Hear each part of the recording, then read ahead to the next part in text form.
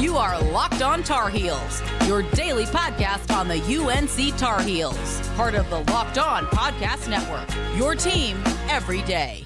Thankfully this year, the Tar Heels are still playing basketball late into March, unlike last year, where all we had was transfer portal and roster construction for next year to talk about.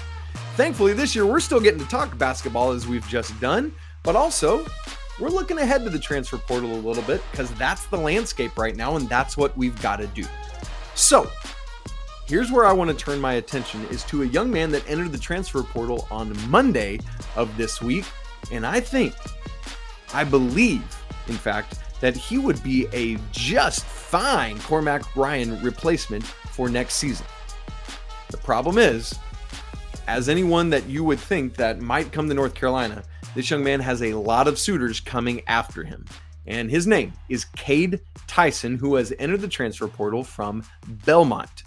Now, if you recognize that last name, it's because his brother, Hunter, has been a rival of the Tar Heels at Clemson. So former Clemson player Hunter Tyson is Cade's brother. Hunter now a Denver Nugget. So, there's some of that good juju in the family, right? That's what we're talking about. The Tysons are from Monroe, North Carolina. That's like the southeast Charlotte suburbs.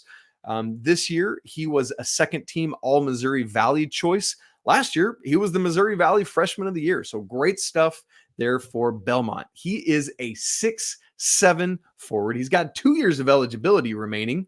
Very good stuff there. This year, he averaged 16.2 points a game, 5.9 boards, and 1.6 assists. But this is what's truly nuts to me and why he really stands out above the crowd. 46.5% from three on 5.5 attempts a game. It's not like he's shooting 2 a game and doing that. This man's up there 5.5 attempts a game and just a little bit shy of 50%. In fact, so good that he is second best in the nation in like 3-point percentage for people that qualify. But he also does it elsewhere, 85.5% from the free throw line. And it's not like he's a slouch from 52.7% from there. So he's not just settling for threes or long range, like inefficient mid-range jumpers. He's getting to the rim and doing it there as well. In fact, shoots 61% at the rim and takes about a quarter of his shots from there. So, you look at Jack Golke from Oakland, whose name blew up this weekend because of knocking off Kentucky. You look at his shot chart, everything is outside the line except like 5 shots this year. There was like 1 at the free throw line. It's like, what happened there?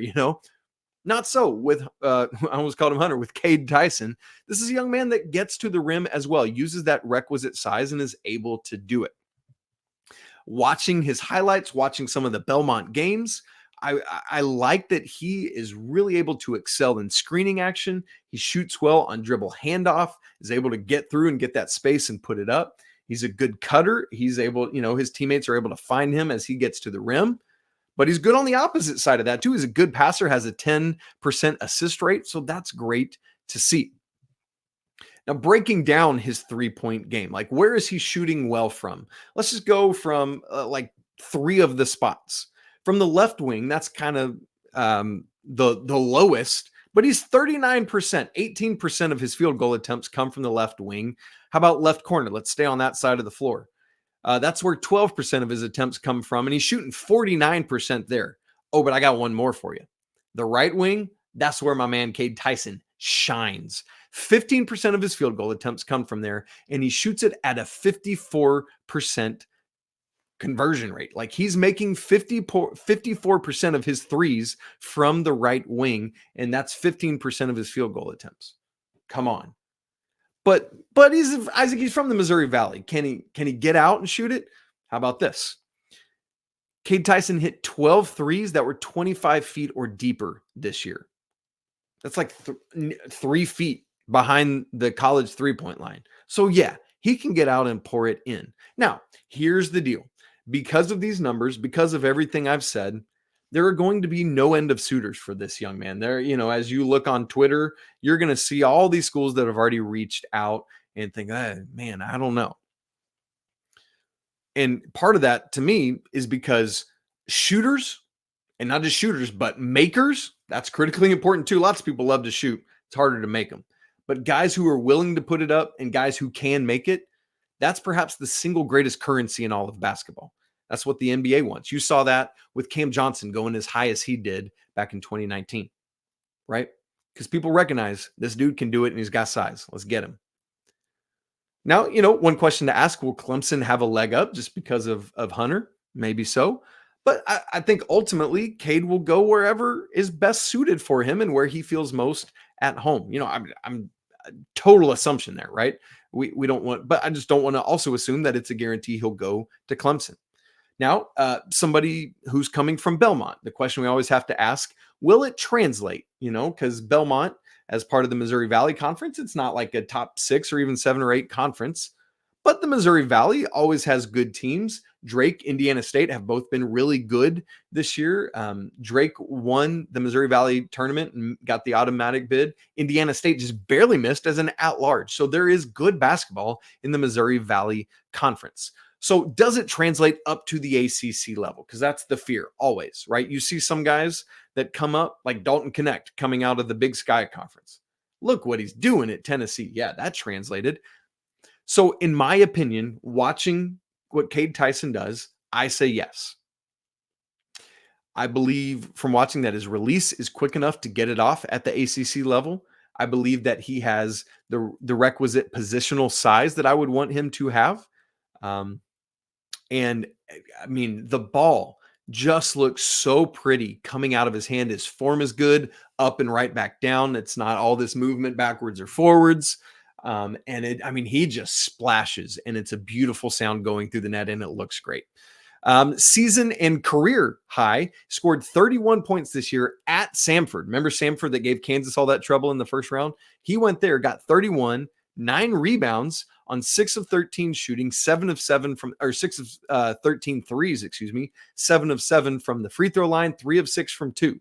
So all 3 levels, doing it everywhere, efficient, and he's doing it at the team that won the SoCon this year, right? So that's good. Season low, though, was 3 points against Arizona. An unfortunate time to not have a great shooting game, or is it because it's Arizona? That's something that Hubert Davis and others, if the Tar Heels choose to pursue him, are going to have to suss out. Is that like what he would do against Power 6 competition? Here's the problem. That's literally the only Power 6 competition, high major school, that Belmont played against this year. So it's just tough to know.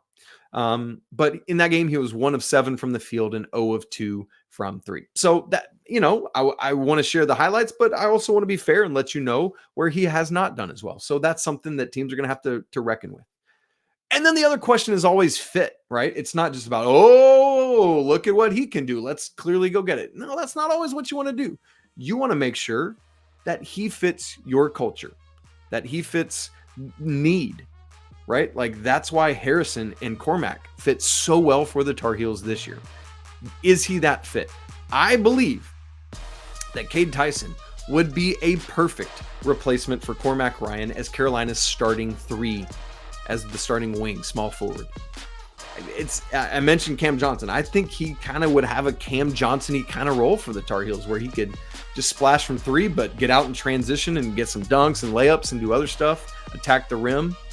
He's got good Cormac's playing the 3 this year at 6'5". This dude would be 6'7". It's not quite Cam's height, but it's up there. I'll tell you that. So good positional size for me. You pair that, let's say, hopefully, I would love it if Harrison Ingram comes back.